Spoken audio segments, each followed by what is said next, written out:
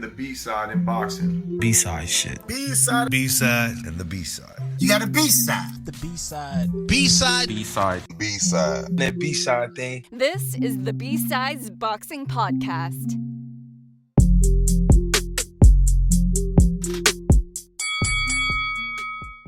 Hey, if you're here, thanks for listening. This is the Boxing B-Sides Podcast. It's going to be structured a little bit differently than usual. Right now, we're doing a little bit of catch-up. Shit's been a little hectic over here. So this is all Japan. The 3 cards that happened in that one weekend in October. So we'll cover those 3, and that's pretty much it for this one. But we'll be back with more. Got to do a bit more of these catch-up ones before we get ourselves back into a regular rhythm. So here we go. Man, this Kiyoguchi fight was a hell of a fight. Yeah, they're just like spamming power punches. It's wild. I think Japan-Philippines is a rivalry similar to Mexico-Puerto Rico. Yeah, for sure. They just go nuts. I wanted to see this fight so bad, and it's just impossible to do both.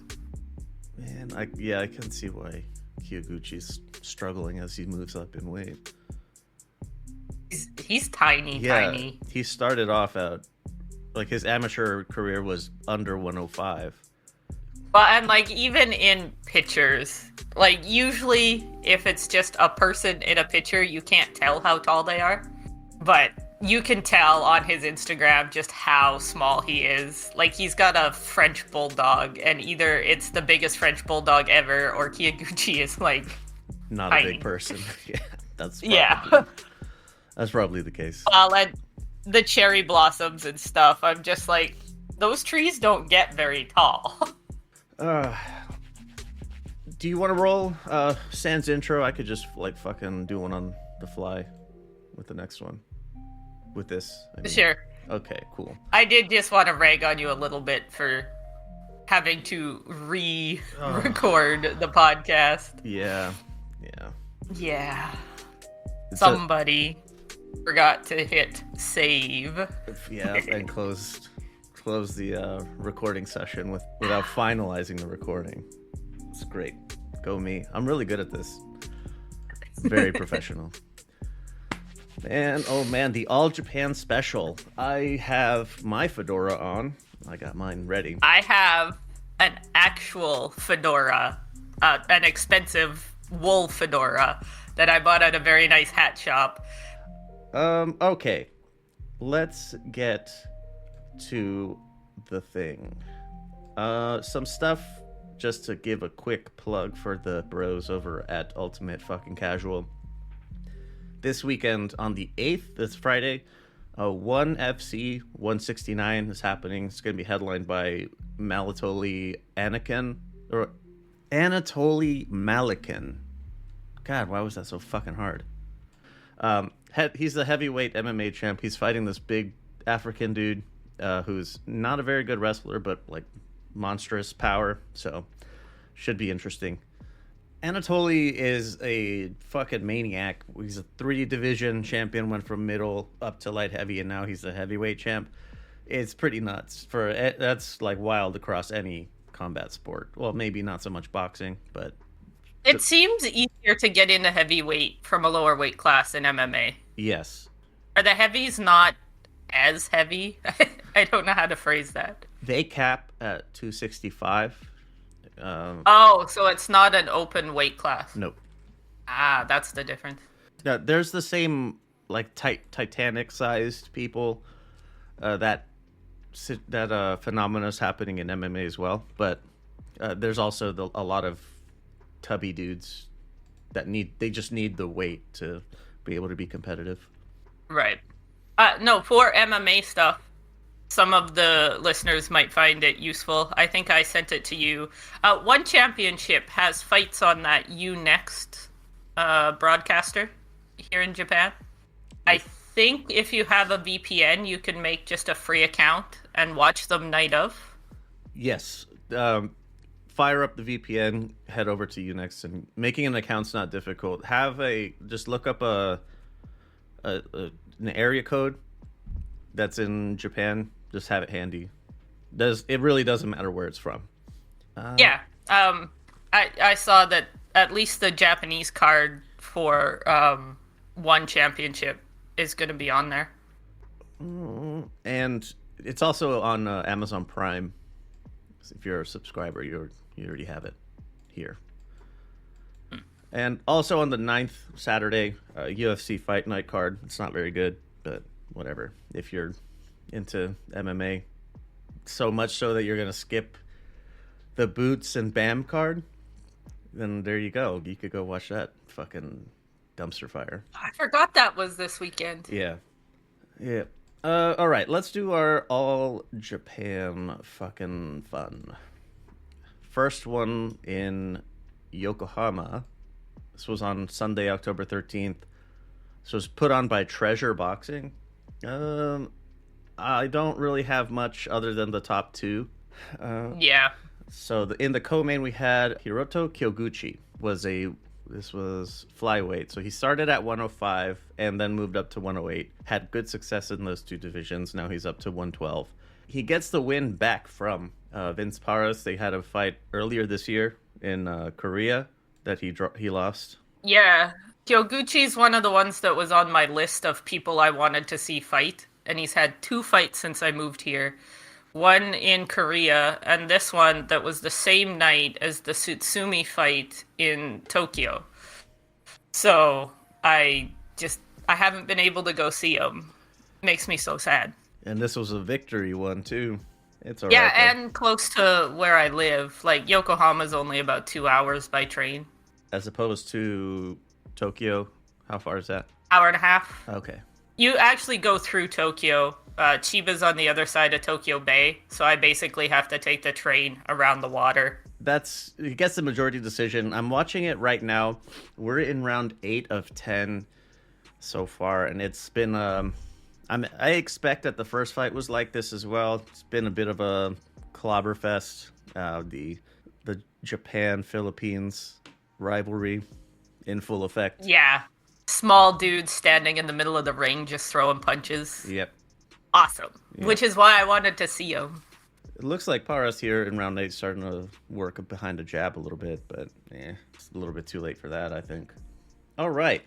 In the main event of this card, fucking John Shithead Casimiro misses weight. How much was it? 2-3 pounds? It was significant for sure. Yeah. I can't remember. It's been a while, but yeah, blew weight. Not like, oh, he missed it by a half a pound. Right. He didn't even try. So he misses 122. Somehow, some way, he's still gonna get to fight Inoue. Oh, this is even worse. So BoxRec just has Casimiro failed to weigh in.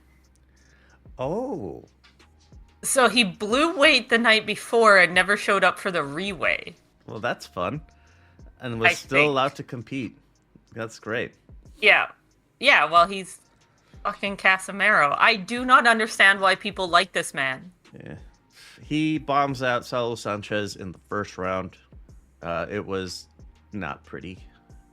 Like, Saul was in over his head. I think he figured that out pretty quickly.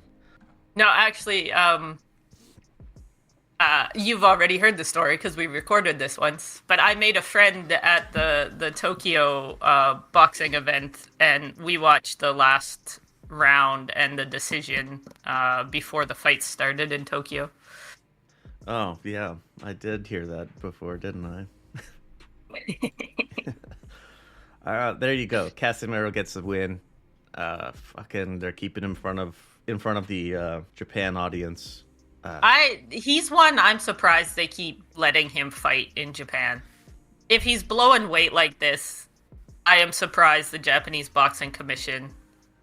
But I guess Casimiro's blowing weight against non-Japanese boxers, so they don't care. That's exactly what I was about to say. This isn't a Japanese fighter, so he can dishonor himself as much as he wants. Kind of bullshit. Selective enforcement. I love that shit. Moving on. The Taken card. This is the first of 2. This one was in Tokyo. Can I start with since I attended this one, my story about getting in? Yeah. So this one was at Ariake Arena. So my first time going to Ariake Arena, you actually have to take a bus because it's in basically reclaimed land. They built fake land into Tokyo Bay, and that's this new area where this arena is. So I don't think there's any trains that go that way. And I got there really early because the buses are super confusing. I was standing in line, just killing time, watching some of that other card over somebody's shoulder and being a creep in line. And these people come around and start handing out tickets with numbers on them, and they give me one. I understand none of it. But I did kind of get the idea that you had to show it at the gate. And I was like, okay, cool. I have a ticket, but I guess this is, something extra. I showed it at the gate, and they just kind of looked at me like I was stupid and gave me a program. I went and found my seat.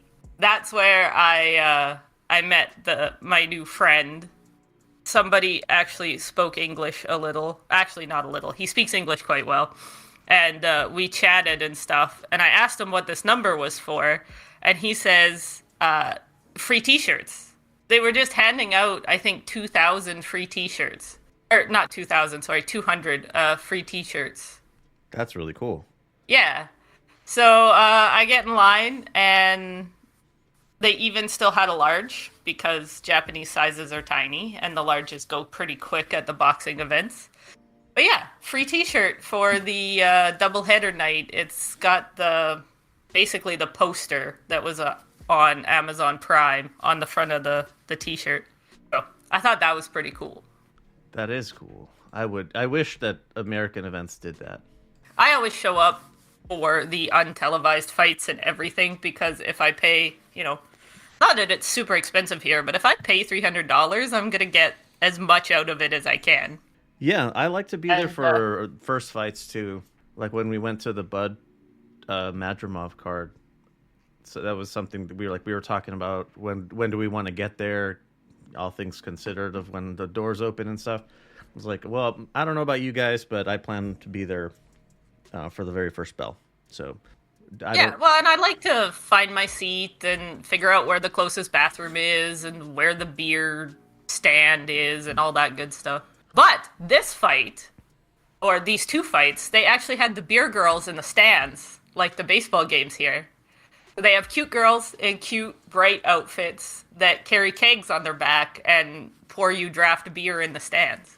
Yeah, I don't remember where it was, but I did see this thing of, it was a day in the life of one of these beer girls at a Japanese event, and how they have to prepare themselves to have a mini keg on their backs. It's not that mini. It's not it's big. It's not a full keg, but it's big. And they're not necessarily big women either. So, starting the card, the majority draw Ryuga Sato versus Asato Sato. That's fucking wonderful. Keep doing that with that name. What was the deal here? It's a 4-round bantamweights. Ryuga comes in 1-0. Asato is 1-1-1. So pretty inexperienced. Was Ryuga the guy they're pushing?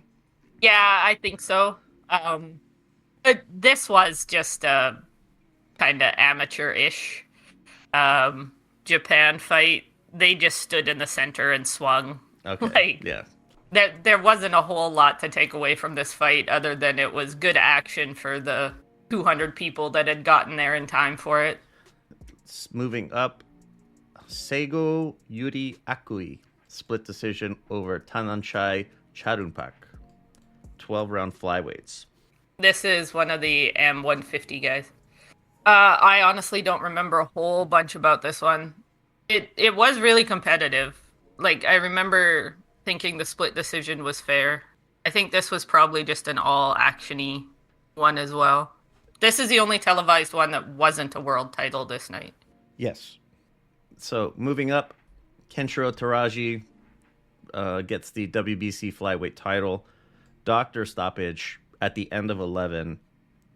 Christopher Rosales, that was just a wonderful fight. It wouldn't be unreasonable. This was fun. Yeah, they could do it again, and it would be fine. It was that good. The stoppage, it was unfortunate that they, at the end of 11, going into the 12th, come on, man. Give the guy his 3 minutes. But Yeah. He wasn't going to win it anyways, though. Right. But he was still fighting this valiantly. one, Taraji busted this guy's nose early on. Well, not that early, but early-ish. And he was struggling, and he just kept hammering on his broken nose. I rewatched the highlights, and on TV, it was pretty apparent that his nose was just a mess. Yeah. Understandable that it could be stopped, but still, in an instance like this is one of like the few times where I would go against the doctor's suggestions or insistence. Like, come on, dude, it's 3 more minutes. He's not gonna win, but give him a shot. Yeah. I wasn't mad at the stoppage. Like, I don't think it was home cooking or anything. Right. But I was also surprised. Like, Rosales was fighting well. I was surprised the doctor stopped it. R.I.P. Rosales. Hopefully we see you again, though. All right, moving up. Sokichi Iwata in the third over Jairo Noriega, the Spaniard, for the WBO light flyweight title. I have this one listed as Shadow Realm in 3. Goodness gracious. Oh. Was that... Oh my god, for these like light flyweights, this is 100% like knockout of the decade, I think. This is crazy. What I liked most about this one, not just that it was, in the lower weight classes, getting a knockout like this is pretty rare, but Jairo well, and so early. Yes, especially because it was so early, and Jairo was doing pretty well. I'm surprised that it happened. If a stoppage was going to happen, I would have expected it to be later, but I'm not sure how. Like, they came into this, Iwata's 13-1 and Noriega's 14-0, so it's not like there's a real big experience disparity. So holy shit, that's just fantastic. Noriega got fucking Pacquiao'd. It was crazy. I think in the Lost session, you had mentioned that like the crowd was really, really quiet as they waited for... Oh, yeah. Yeah, Noriega didn't get up right away. He didn't move right away. So there was the initial, like, big cheer, and then everybody was silent while the doctors came in and stuff. But he did walk out on his own. So, to a standing ovation, and then Iwata got his standing ovation as well. But the Japanese crowd is very respectful when people are hurt. Yeah. Which is nice. Yeah, it is. I quite enjoy that. There's no reason to be cheering if somebody's not getting up. I did feel a little bad for Noriega. I like him. I like when people from those not so boxing countries are doing well, but man, Iwata just shut him off. It was crazy. It's unfortunate, but I think Jairo he should get another call up to a big fight. I think he demonstrated he can hang. He does have the skill, but... Yeah. Well, and this should hopefully get some people turned on to Iwata. If anybody is talking shit about lower weight classes and no knockouts for the next year, that's the knockout to show them. In the main event, Takuma Inoue loses his bantamweight title, the WBA version, against Seiya Tsutsumi. Punchburger has arrived. What was the celebration like in the Tsutsumi section? Oh my god. So the whole fight was just like the loudest Japanese crowd I've ever seen.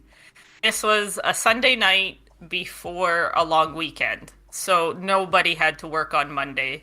And I was shocked at how much of the crowd was Tsutsumi. I was in that section because I bought from his fan club, so I expected my whole section, obviously. But it really felt like probably 75% of the crowd was there for Seiya. It was crazy. Every time there was like a cheer started for Takuma, it was instantly drowned out by Seiya fans. And it wasn't just my section cheering for him. it really felt like there was one section of Inoue fans, and that was it. And Tsutsumi had... I was in the front of the first raised seats, but on the floor underneath me was a whole group of guys that had went out and bought red leather jackets. Tsutsumi wears a red leather jacket a lot of the time in his Instagram pictures when he's out eating food and stuff. And those guys they really looked like a sort of anime, I don't want to say gang, but you know in anime how there's like the clique of the friends. groups of guys. Yeah. Yeah. So, and those guys were down in front of me, and they were loud as hell for Japanese fans. And in between every round, there was like 3 of them would stand up and just start yelling at the crowd to get Seiya cheer going. And they were loud as hell. And I rewatched the broadcast last night because I knew we were doing this. And you could see them in the background standing this like waving their arms and getting everybody cheering in time and stuff. They did that in between every round. It was great. Yeah, that sounds like if I'm sure anybody listening has probably seen at least one episode of Hajime no Ippo. So and that they do that stuff in the anime, and I was like, holy shit, they do that for real. I didn't know that was a real thing. They do have a ticket sales website, but I have never figured out how you actually just go to that website and buy a ticket. I have always entered the website through a fan site. Now, the only one that really uses Japanese Ticketmaster that I've bought is Nakatani. But if you go to the Tsutsumi website, it goes to this, forget what it's called, but it's boxingtickets.jp, I think. Anyways, and it's just boxers. Each boxer has their own page, and that's where you order your ticket. And the smaller guys, like Tsutsumi, who's less famous, literally just email transfer the money, like a bank transfer. Very shady. And yeah, and then they just mail you a ticket. Like, they personally, well, I'm sure he doesn't pack the envelopes, but like his team personally just writes your address on an envelope and puts a ticket in it. It's crazy. So when you do that, every boxer has their own section. And sometimes you even get like really cheerleader like guys like an anime that wear the headband and stand up at the bottom and like, okay guys, this is the cheer we're doing, because there's kind of 6 or 7 set cheers and you just insert name here, and they'll stand at the front in between rounds and stuff and just lead the cheer. It's crazy. Man, I really want to go to a fight in Tokyo, especially now. It's really fun. It's probably very different. I've never been to a boxing match in America, but the nice thing is everybody seems to be paying attention, or they're at least not distracting you. Like, there's no crowd fights or, you know, random people yelling about something else. All right, so to the actual fight. Okay. Tsutsumi, holy shit, what a gas tank. He was going forward, throwing so many punches every round, all 12 rounds. And it seemed like it was going to be a win for him anyway, even if there wasn't that kind of weird slip or trip ruled a knockdown. I don't know. It felt like he had it pretty safe. I rewatched it last night. It wasn't a slip or a trip. No? It would have been a knockdown, but the ropes held Takuma up. Rewatching it, he really did slam into the ropes, and the ref stepped in and ruled it a knockdown right away. So, you got it right. I think he did. Yeah. I thought it at the fight, looking at the Jumbotron, Tsutsumi looked so fucking nervous in his walk-in and, like, the national anthem and everything. He looked like he was gonna throw up. And the first 2 rounds, he was nervous. He wasn't throwing as many punches and he was doing stupid stuff. But I'd say round 4, he finally got comfortable. And that's when he really started just out-throwing and outworking Takuma and landing to the body. There were so many body punches that led to head punches because he wasn't throwing just one punch. He was throwing like 12 punches and something's gonna fucking land. Like, Yeah, on the body work, like Tsutsumi's body work was what paid off in like very much later. Like Inoue in the beginning was it, along with like the nerves. Inoue was moving around, using his agility a lot better. Seemed like Tsutsumi was having trouble keeping up, but that shit taxes, and Inoue slowed down enough and he got worked all the way to the end. yeah. And not that Takuma didn't land anything. Oh no, he did well. Yeah, Tsutsumi's got a fuck of a chin, I think. He was not reacting to some bombs landing upstairs. And I forget what round it was, but that cut to his eye was actually pretty bad. He ignored it, and his cut man's good, but they even had the doctor check it. I had forgotten that the doctor checked his eye there. I did too. Like, I looked him up. It was late. Yeah. I think round 11, they're like, and they just let it go. But I had to and look. Tsutsumi's Instagram has been fucking exactly what I thought it was gonna be. It's him eating ridiculously huge, fancy burgers and steaks and sushi and whatnot, and just so many new vintage clothes. Oh, so he gets the win, and now we're looking at him being in. Let me pull up the old box rec here. So, bantamweight. Of the top 6, 5 are Japanese. Junto Nakatani's at first. Seiya Tsutsumi is at second. I don't know. I would like to see Tsutsumi fight Yoshiki Takei, just because he did Daigo Higa dirty, and I don't like it, even though it's not his fault, but I want to see him pay for it. Yeah, that would be a good matchup. Of the people with belts right now, I think Tsutsumi probably is considered the weakest link. That is a mistake. I think so, but Other than Nakatani, anybody who thinks he's the odd man out and that's who you snipe your belt from, that is a fucking mistake. I'm on board, all in, fucking punch burgers from here on out every day, and once he starts camp, it's all I'm eating. it's punch burgers every day. Yeah. I don't know much about Nishida. I think we talked about this before too. We did. I don't know who he is either. Is he the one fighting in Osaka later? Yes. Anushai So Donsa, there's- for the IBF belt. Yeah. I think I have decided I am going to make a weekend trip out of this fight. I've wanted to go see a fight in Osaka. I've been having trouble finding any amount of video on this guy, but I haven't gotten anybody to help me search in Japanese yet. But he fights in Osaka on the 15th of December, Yes. and I think I'm just gonna... It'll be like $300 in train tickets, which is going to be much more than the actual fight ticket. And I think it'll be fun to see the difference in the crowds, because everybody says Osaka's a lot louder and rowdier than Tokyo. I will say this first night, the crowd was really fun. The second night, where people had to work the next day, all Tokyo businessmen. Lame. And they are boring as fuck.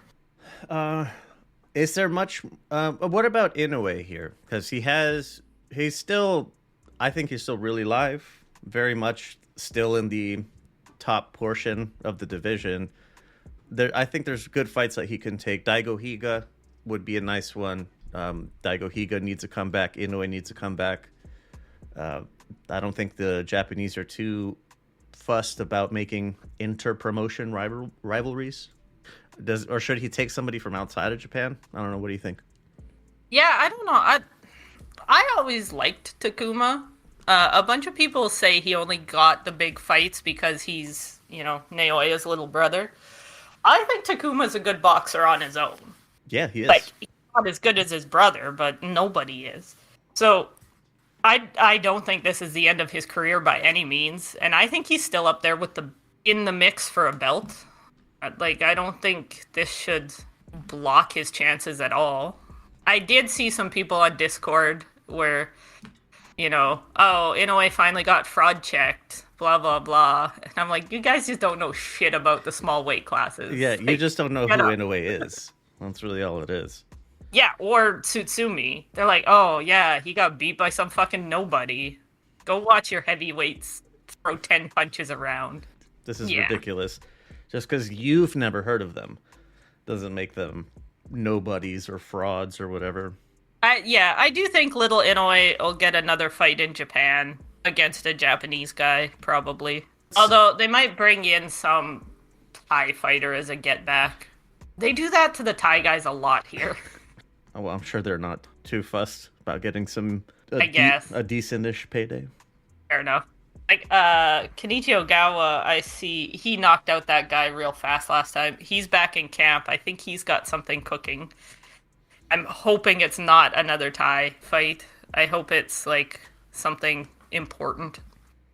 I was thinking that even with this loss, this is where the family name is going to keep him at the top for maybe longer than he would deserve. If he were to start stringing together losses, he would still be able to get some name value. But right now, just Discord fuckers, you haven't heard of him. I don't think that's what's happening. No, not right now. Definitely not.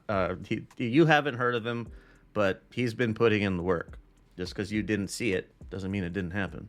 I do feel bad for him, because if his brother wasn't his brother, he might not, he wouldn't be as famous, but he also wouldn't get, even the commentators kind of shit on him a bit. Oh, maybe his big brother can teach him how to do this. And I'm like, guys, like, leave him come alone. on. Yeah, he is a world champion boxer. Man, the English broadcast where I saw it was Christina Poncher and Nico Ollie Walsh, who I will be laying into a bit later, but they were just, they were going so hard for Takuma. I suppose I understand why, but it's like you're completely ignoring everything that Tsutsumi's doing just because of you recognize one guy's name, and that's it. Yeah. Call the fucking fight, man. Poncher, not nearly as bad. She's really good about just calling the action. But Nico, as the analyst, like, you're not even good at that either. God. I rewatched the broadcast in Japanese, so I didn't understand a whole bunch of what they're saying. Like, I'm still very slowly learning Japanese. But there was a big shift. Because it started out with the champion, because they always say it in English. And then, I think it was about round 5, it was like, oh, challenger.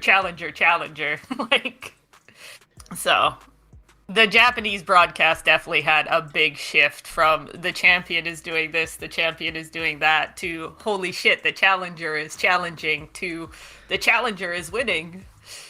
Excellent. Okay. Anything more for this one before we get to the 14th? No, I don't think so. Cool. So the second fight card in Tokyo, part of the doubleheader, and the last one we'll be talking about for today. Starting off at the bottom, Excel James Jr. majority draw with Ayato Kobayashi. You had asked me the first time to guess where this man might be from, Excel, where he may be from. I guess. Well, I told you he is Japanese. Yeah, after I had a guess. I thought he was Filipino, just with a name like that. I assume his dad got to name him. And just Excel is a nice idea of a name, but sounds like you're going to be an accountant. Like, it's such a weird name. It really is, but he gets to draw. Anyways. What can we take away from this? They're both young and new. I thought it was actually pretty funny that the untelevised card on both nights was a majority draw. The card opener. I just thought it was a weird coincidence. I don't think there's a whole bunch to take away from this. Kind of same thing. Excel Jr. was trying to be more boxery, and Kobayashi was just coming straight ahead and throwing a million punches. And it's only 4 rounds, so... Yeah, that's one of those things that it feels a bit amateurish, where you just kind of spam for 4 rounds because you don't have a lot of time to make a case. Yeah, like, unless you're clearly dominating, most of the 4-round ones can be a draw, I think. I do like that they don't pair up the young guys with, like, journeymen as much in Japan. You hardly ever see a 1-0 fighter and, you know, a 20-36 or something. That's good. Yeah, they match them up with each other.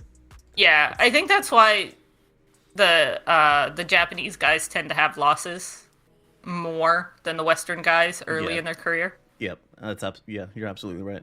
I don't know. That's the way it should be done. I would say we should be taking some notes. Yeah, I really hate the padded resumes. It kind of drives me nuts. Yeah, like there was a Golden Boy card not too long ago that had Alexis Rocha. He was doing the analysis, and as they were talking about him, they were saying like he had 40 something fights. Like, what the fuck is this, dude? Like, I've seen maybe 5 of yours. Who the hell were those other people? Well, and the Thai fighters are the worst for that. Like, he's 70-2 or something, and you're like, yeah, but is he, or was he like fighting fucking drunk cab drivers? Yeah, it gets kind of ridiculous. All right, let's move up here. Tenshin Nasukawa moves down from super bantamweight down to 118. He still undefeated, gets the UD over Jerwin Asilo. This is the one where I had it noted that Nico is a horrible analysis fucking talking head. The worst. The guy cannot give credit where credit is due. Acting like Tenshin is just some random ass kid off the street that went into a boxing gym one day. Now this is his 5th fight. I don't think you realize this dude is a kickboxing, like, martial arts fucking phenom. His fans are fucking rabid. I know I talked about this before, but Tenshin is the main character of an anime, and he acts like he knows he's the main character of an anime. Like that overconfident dickhead in an anime, but he can back it up. That's Tenshin. I cannot stand his personality. I mean, he's a good boxer, but his personality and just his fans, like, it's a bunch of people his age. So what is he, like 22, 23-ish? Yeah. He's 26. Holy shit. Oh, okay. Well, his fans don't seem that old. But his fans are like late teens, early 20s. If they can get away with dyeing their hair the bright yellow, they do. But being as it's Tokyo, and a bunch of them are now, you know, fledgling Tokyo businessmen. Yeah, they're the workforce. You're not allowed to dye your hair in Japan in a lot of companies. It has to be your natural hair color. These fledgling Tokyo businessmen do the spray dye. Yeah. Like the Spirit hair Day at school. Yeah. Yeah, and they'll spray it bright yellow just for the fights. And he sells so much merchandise. Tenshin's such a phenom that he has pop-up stores. But, like, I haven't even seen Naoya get a pop-up store, but Tenshin gets them. Wow. That's a good way for me to know what levels are we at here of fame. I do think Naoya's more famous and, like, more respected and stuff, but I think Tenshin's fans are more rabid, if that makes sense. So, Tenshin, just to get a little bit on the fight itself, Nico, it's not Tenshin's fault that you suck. It's not his fault. The guy was a kickboxing phenom and it fucking shows. This kid knows how to fight. He was like, Nico was shitting on like, oh, his footwork is a little weird, and then he's like dancing circles around a silo. What the hell is the matter with you? Are we watching the same thing? I don't think so. It's a little different than boxing, and he's probably doing shit that they told Nico not to do because he's not good enough to pull it off. Probably. That's how I feel anyway, because just because your grandfather is a legend of the game, doesn't mean that you're supposed to be good or something. Yeah. But I don't know, man. Tension. He's on. His move to Bantam. I think they want to get him into the mix with the other like big names in Japan because he's a mega star already. That's just my thinking. Yeah. Of why they moved him. Nah, that makes perfect sense. Save the Naoya fight for It later. wouldn't surprise me. Yeah, it wouldn't surprise me if he can make this weight that they match him up with a belt holder, maybe in 2 fights. Woof. They're gonna move tension fast. Yeah, of course. That was always the plan. I don't know who they would pick right now, though. Like, I don't think Tsutsumi would be a good matchup for tension. Nishida, I don't know enough about Nishida to say. Just he has 9 fights, so that would be my shout. But I think Tenshin and Takai would be a good fight. yes, Takai was the one I was thinking next. I honestly don't know who would win that one. Moving up, no contest in the first. Anthony Olasquaga, he holds the WBO flyweight championship. He fought Jonathan Gonzalez. Yeah, no. Gonzalez was looking for a way out. Yeah, it was. Actually, this got overturned to a win. Yeah, a TKO, which I don't think is fair. I don't like that decision.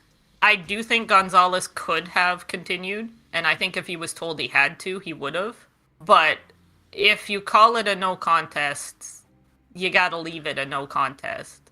Yeah, if it's going to be a stoppage of any kind, it should have been ruled that way in the beginning. But no contest, that's the point. If it's stopped in the first 4, kind of how it's supposed to happen. Honestly, I'm not sure why they changed it, but it really did look like Gonzalez could have continued. It was a cut in a bad spot, but they ruled it a head clash or something, I think. And so he took the out. He knew he was going to lose, and he took the out when he saw it, is my opinion. Hopefully they do it again. I mean, and yeah, Gonzalez. I was excited to see Olasquaga. I don't know how you say his name. So I was disappointed in this. I was disappointed in this. I wanted to see him fight. Looking at the title list here, Kenshiro Taraji is at the top of the list. Does Akui have a belt? God, Yes. the WBA. The WBA. That's right. I don't see it here on BoxRec because they're petty little fuckers. That's so stupid. It's really dumb, but whatever. Yeah, I've actually started going to ESPN so that the WBA is listed. Yeah, I need to find a new source of truth here. Moving up, Pumelele Kafu. Split decision over Kosei Tanaka.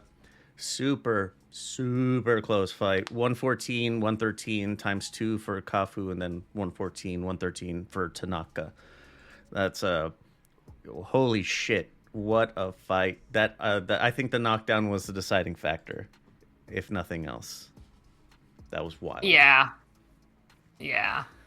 I really felt like Tanaka did just enough.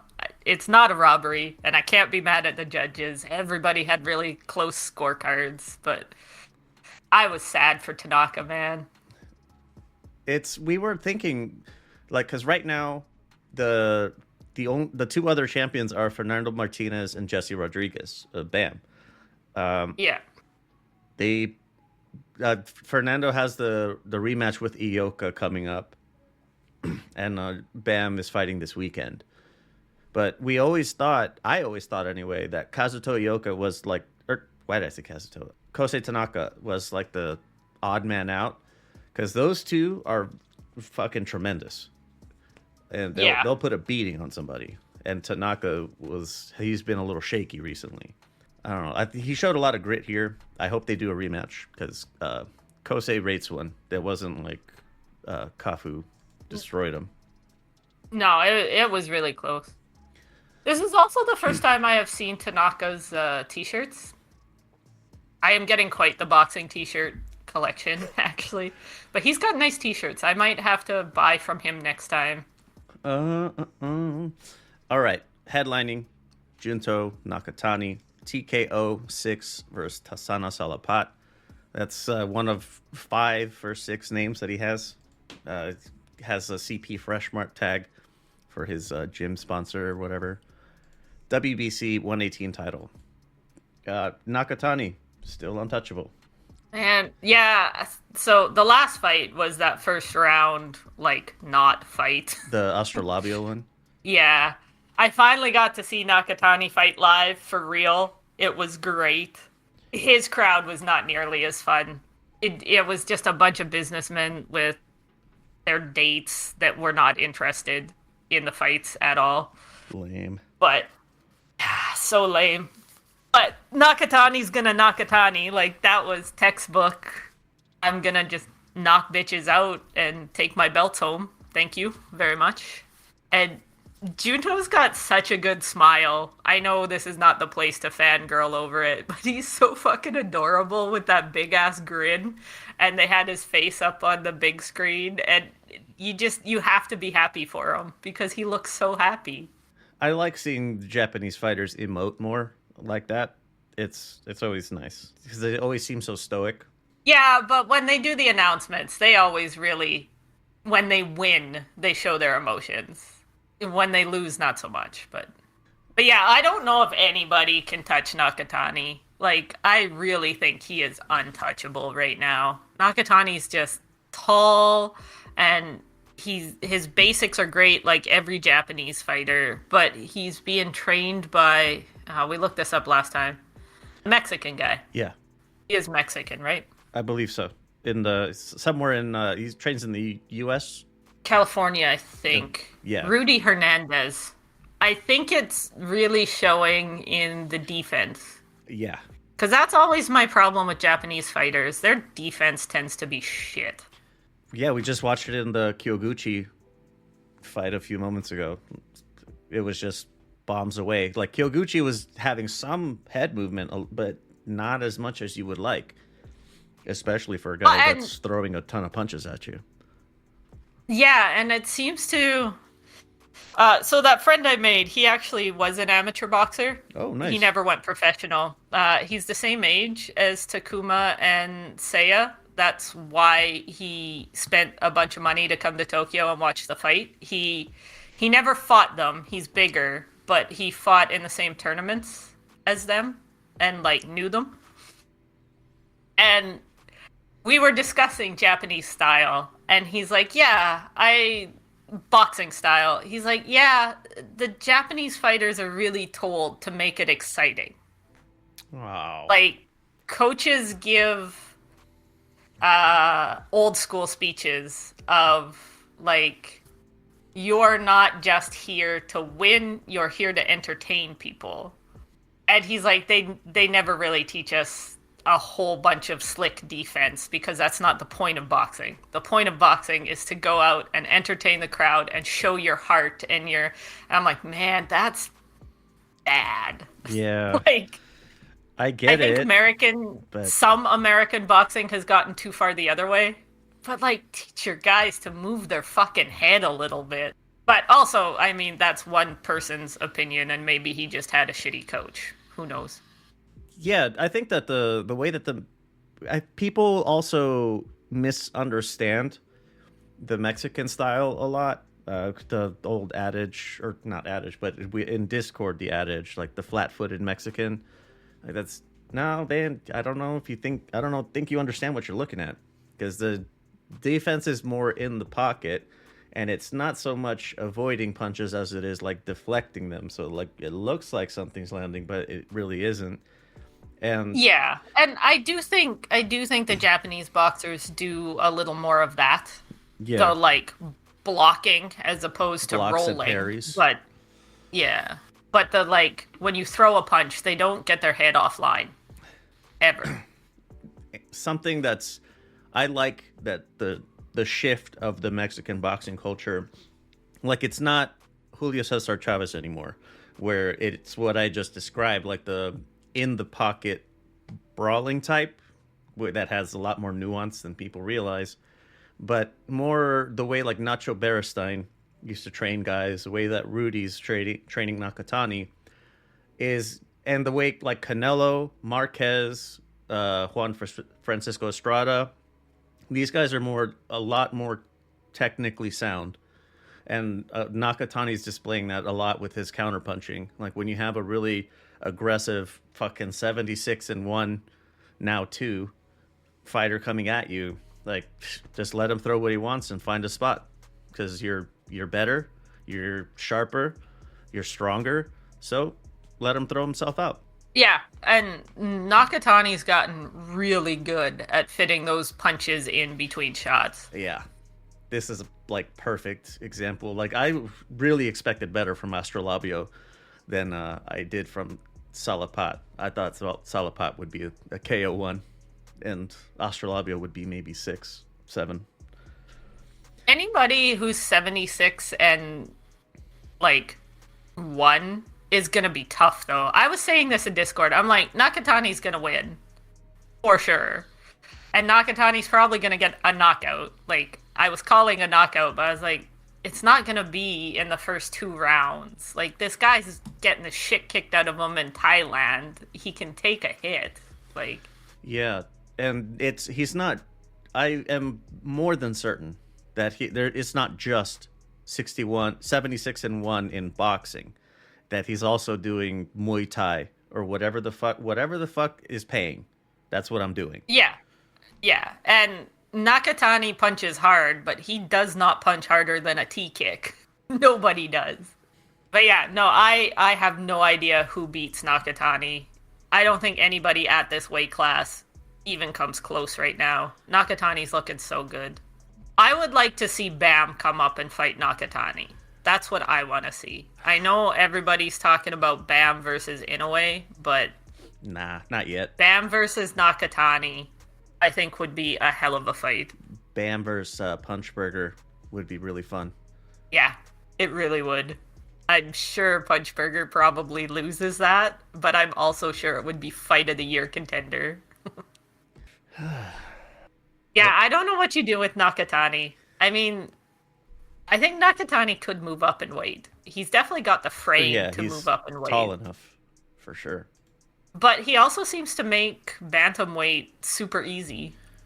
He never looks drained. I don't know how the hell he made 115.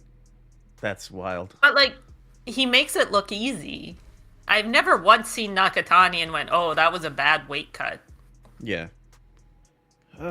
Well, I think that's all we have. So that's going to be the end of it. Do we need to...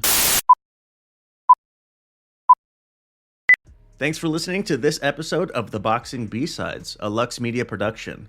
If you'd like to give your thoughts, or you're dying to tell us how casual you think we are, you can be a lame and you can text our anonymous line 833-589-7637. If you want to stand on business, call and leave a voice message. We'll see if you're entertaining enough to make the final cut of the show. 833-LUXPODS. You can't go wrong. If you prefer to hit us up on social media, the account name is LVXMediaNet, all one word. That's on YouTube, Instagram, Twitter, all the rest of that shit. If you can't find us, chances are we're not on it.